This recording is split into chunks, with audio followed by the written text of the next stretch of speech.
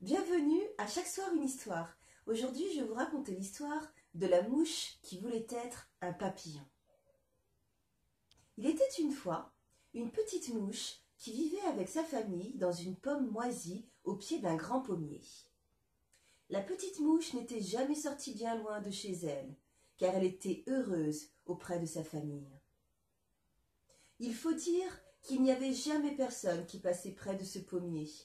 Peut-être de temps en temps une fourmi ou deux qui était trop occupée à travailler pour prendre le temps de saluer la famille mouche. Par une belle journée d'été, la petite mouche se prélassait au soleil sur le haut de sa pomme pourrie en regardant les nuages bouger lentement dans le ciel bleu. Quand soudain, flip, flap, ça alors, la petite mouche aurait juré entendre quelque chose. Flip, flap, c'était un magnifique papillon. Elle n'en avait jamais vu de toute sa vie de mouche. Le papillon était de toutes les couleurs. Ses ailes étaient immenses et dorées, parsemées de taches rouges, bleu turquoise, violettes. Chaque aile était ornée en son centre d'un large cercle noir intense, lui-même entouré de verres brillants. La petite mouche n'en croyait pas ses yeux à facettes. Ce nouveau venu était tellement beau. Elle ne pensait pas que des ailes pouvaient avoir des couleurs. Elle avait toujours pensé que tous les autres animaux volants de la terre possédaient des ailes comme les siennes, petites, fines et transparentes. Le papillon lui adressa alors la parole. « Bonjour, dit-il, je crois que je me suis perdu sous ce pommier. Pourriez-vous m'indiquer la direction de la forêt ?»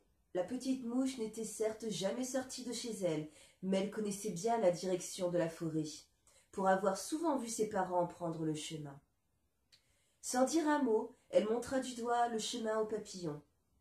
Elle aurait bien voulu lui poser des tonnes de questions pour savoir comment il avait fait pour avoir des ailes si jolies, mais elle était tellement éblouie par la beauté du papillon qu'elle n'arrivait plus à parler.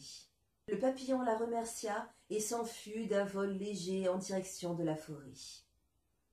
La petite mouche ne conta rien de cette expérience à sa famille, et quelques jours passèrent. Cependant, elle n'arrivait pas à oublier le papillon. À vrai dire, elle y pensait sans cesse, du matin au soir, et même la nuit. Oh, comme elle se sentait laide quand elle pensait à lui, avec ses ailes d'or qui scintillaient sous le soleil d'été. Alors, un beau matin, elle décida de partir pour devenir un papillon. Elle prit tout naturellement le chemin vers la forêt. Malheureusement, il n'est pas facile pour une petite mouche de devenir un papillon. C'est même impossible. Et elle s'en aperçut bien vite. Tous les animaux qu'elle croisait lui répétèrent la même chose. C'était impossible. Alors elle pensa qu'elle pouvait trouver le moyen de devenir aussi belle que lui. Elle était arrivée dans la forêt sans même s'en apercevoir. Sur le bord d'un sentier, elle trouva un buisson de myrtilles. Elle en choisit une bien juteuse qu'elle écrasa sur ses ailes pour leur donner une teinte bleutée.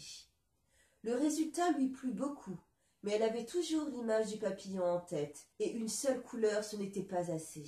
Elle continua donc sa route. Plus loin, quelques coquelicots choisis soigneusement lui servirent à ajouter un joli rouge vif sur le bord de ses ailes, qu'elle compléta avec du jaune d'or de différents pollens. Pour le vert, elle se roula dans l'herbe fraîche. Toutes ces belles couleurs la rendaient heureuse, mais elle n'égalait pas celle du papillon. Il lui fallait autre chose. Les heures passaient, et la petite mouche trouvait sans cesse d'autres couleurs à ajouter, du rose, du violet, de l'orange, du bleu foncé. À la fin, ce n'était plus seulement ses ailes, mais aussi tout son corps et sa tête qui s'ornaient de toutes les couleurs de l'arc-en-ciel.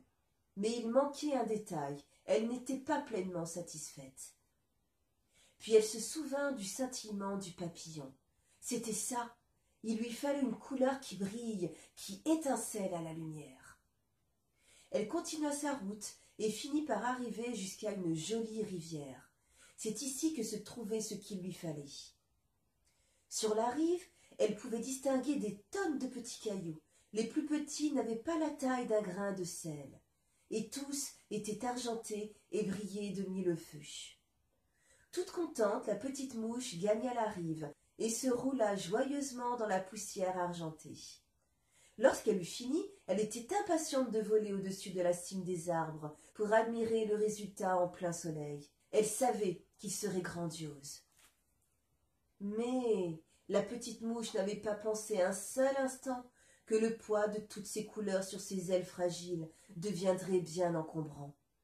Et au moment de s'envoler, elle perdit l'équilibre, tourbillonna et plouf, tomba lourdement dans la rivière.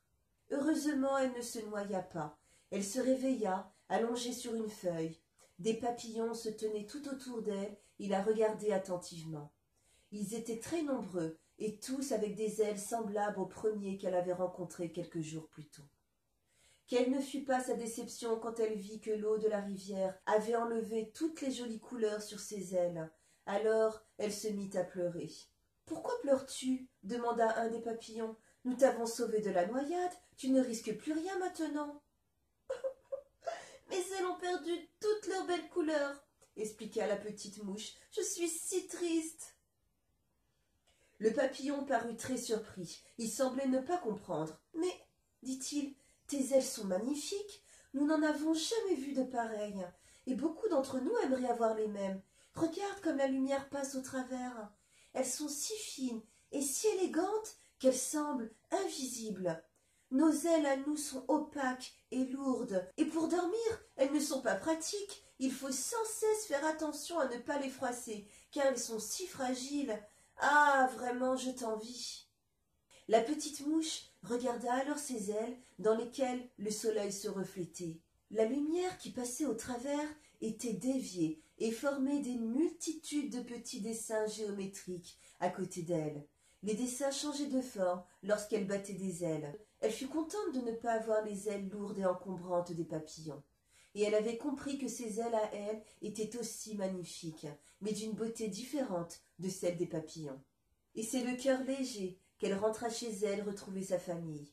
Non seulement elle était heureuse d'être une petite mouche, mais elle avait aussi découvert le monde. Elle se promit de sortir plus souvent de chez elle pour découvrir encore de nouvelles choses. Et elle devint très amie avec les papillons. Voilà les loulous, l'histoire du soir est terminée. Moi je vous retrouve bientôt pour une nouvelle histoire. À bientôt!